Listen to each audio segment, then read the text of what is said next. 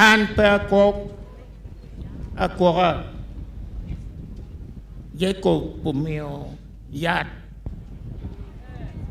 ama en ubil ke barakat woto yang yeo babal ko pikwanyo yat ya awora dong utero ako cha atin dong gor akok dire kum ngat mio yat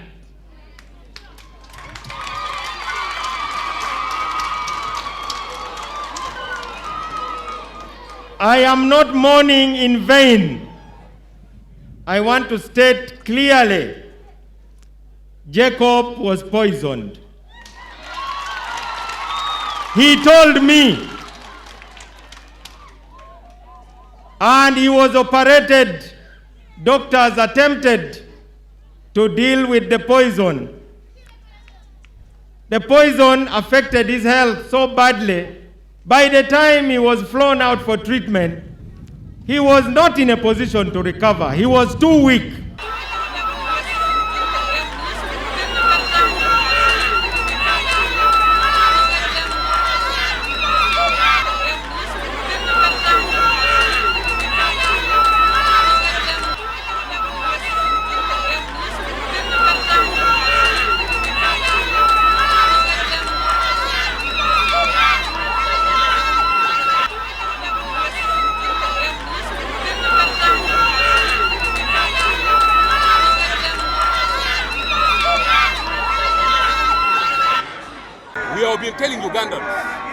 We have been telling Ugandans that we should be serious about the death of our brother. And many people were ignoring us. When I was talking on the floor of Parliament, I told them, you have to be serious about the death of our brother. What we have seen happening now, where the wind came from nowhere. The wind came and blew. It came straight to where Jacob, the body of Jacob Oulanyahs has been laid to. The wind came with its own strength and moved majestically. This is a sign that a great person, a hero, today is a hero. Jacob is a hero. An pe ko akora Jacob pumio yat ama en ubil ke barakat woto yang yeo babal ko pikwanyo yat ya awora dong utero ako cha atin dong gor akok dire kum ngat mio yat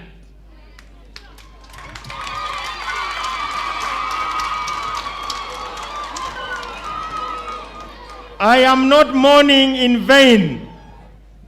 I want to state clearly, Jacob was poisoned. He told me, and he was operated. Doctors attempted to deal with the poison. The poison affected his health so badly. By the time he was flown out for treatment, he was not in a position to recover. He was too weak. I have learned that a certain lady is meddling with Jacob's estate, tampering and hiding documents. You are the one in charge of laws in Uganda. I want you to safeguard Jacob's estate from meddlers. These matters of Uganda require now the truth, the whole truth, and nothing but the truth.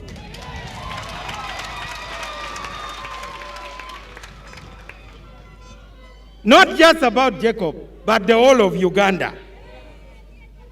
Let us think bigger.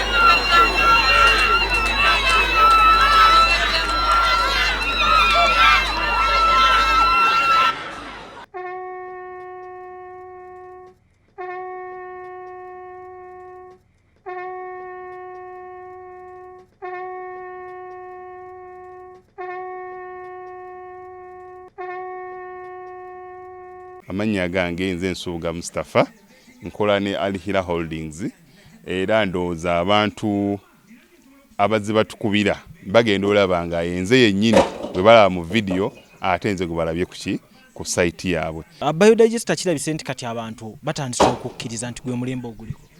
Kituufu. Kuba okusookera ddala Omunnayuganda yali amanyi nti yaabo bokka abayina enzigi enfunda kwa tuze twogerako nga ddala olabira ddala ennyumba eri wano naye nga tetulina kabuyonjo we tugiteeka. Ku mulundi guno apartments zino zirabika nga zirina space nnene nnyo naye era nabo basazeewo okukozesa nkola eno. Basazeewo okukozesa nkola eno lwa nsonga olw'ebirungi n'emisomo gye tuzze tukola tusomesa abantu. Tutundire ekinnya mulundi guno engeri gye mukikozeemu. Leero ndaba mwawudde mu bibiri saate bulijjo tubaye tulaba nga yebatadde tank eno wabbali kwe muteeka amayinja. Okay, biodigester neri entono kuba kati ndaba mwasemba otulambulako nga tukola entono y'abantu 40 eno y'abantu 100 gye tuzze okukola olwaleero. So ekigikozesa nti nno oluusi twawudde lwa nsonga bantu 100 kitegeeza amazzi mangi. Oluusi ky'ovalaba nti omuntu oli ankubira ne mugamba ogenda giteeka ku nyumba y'amaka, apartments, muzikiti, ekereziya. So oli wambuulira ki kwagenda ogiteeka nsobola determininga ne ngamba otuteekewo y'abantu 10, otuteekewo y'abantu 5 oba tuteekewo y'abantu 4. Soko tulambuliye ku migaso nannyini nyumba zino gyagenda okufuna mu biodigester eno gye mumukoledde. Kakati nannyini nyumba eno yeesiimye nnyo lwa nsonga nti eno biodigester era emigaso gyayo egigirimu gyagenda okufuna.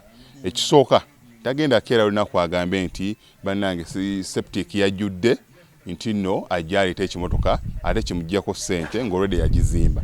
So biodigester tegenda keera ku makya nti ejjudde.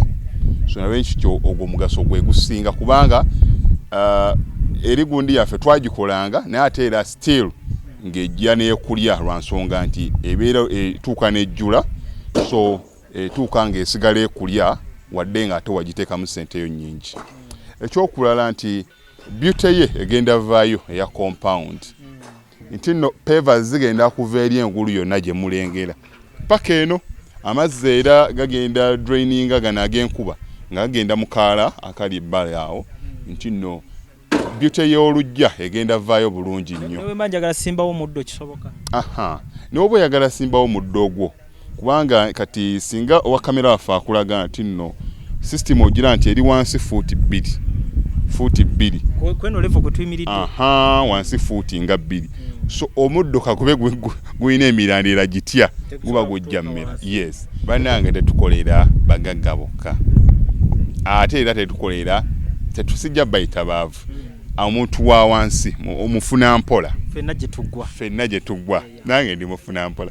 So sikolera bantu sina kika kye ngamba mbuno nno nkolera baneeno wabula buli omu nga bwozze bwe tukola bwe tukwata. Kati Alihira Holdings Uganda Limited tusangibwa Kamoocha, Prince Charles Drive, Plot 45. Kamoocha we wali offices zaffe. Tuyina namba z'amasimu esooka ya Airtel 07017669992 neya MTN 0789224230. Abasinga batumanyira mu biodigester kuba bwe tuvudde nnyo mu kamera naye nga baklanti baffe abapya n'abakadde bagenze bakitegeera nti no ne general construction yenna mwetuli.